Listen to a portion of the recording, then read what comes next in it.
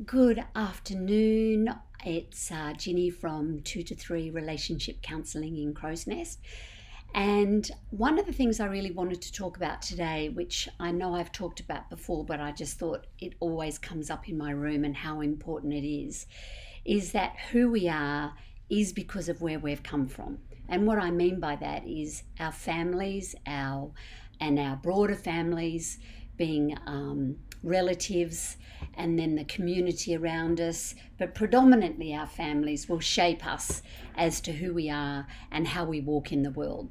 And that covers off our beliefs, our values, our expectations, our dreams, and our hopes. So we've always been forming those about how we want to walk in the world as we walk through life.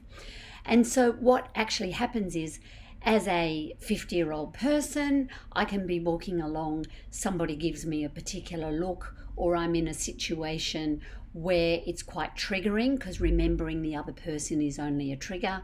And what tends then to happen is I've lost my adult disappears, and my child then is out in front.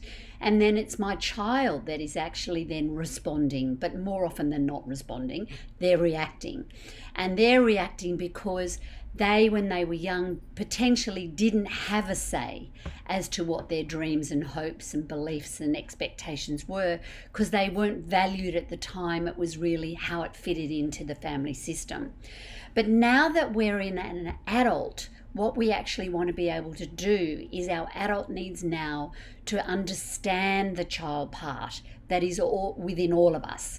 And so our adult needs to actually, when we've regulated and we've calmed down, is to actually be able to go to the child part of ourselves, try to understand that part, try to actually go, what happened for me there?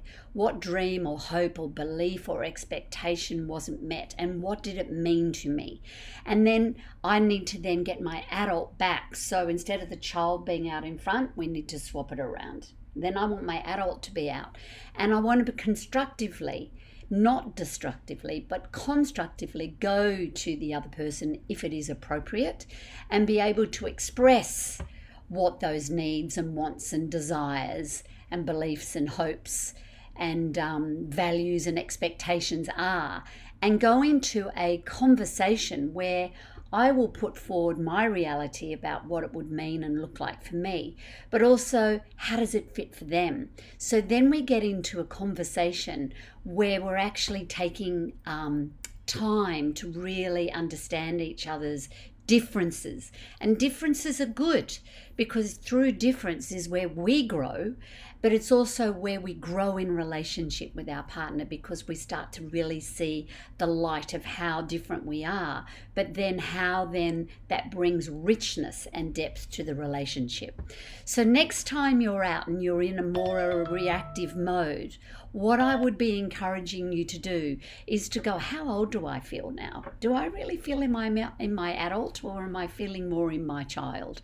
And if I am, then that's where we just need to take a breath, walk away, calm down, which can take half an hour, half a day, a full day, a sleep, depending on how big it is that's been touched, and really give yourself time to reflect on what really got touched for you, because the other person is purely the trigger. And then with our adult out in front, we can then step forward to our loved one or a family member or work colleague or a friend, and be able to have a really constructive conversation. And through that, we get real intimacy, real depth, and also a real sense of inner peace, because we have honoured ourselves. So please take this on board. And if you like this, please, it goes up on YouTube. It's also on Facebook. Like it, and then also follow it, so then you can be the first to know when something new also comes up. Any comments are always appreciated, so it gives me feedback. And if you need any support at all, 0412 882345, because let's talk before it breaks, but also let's talk so you can be walking in the world as a really fulfilled, happy, content person. Have a great day.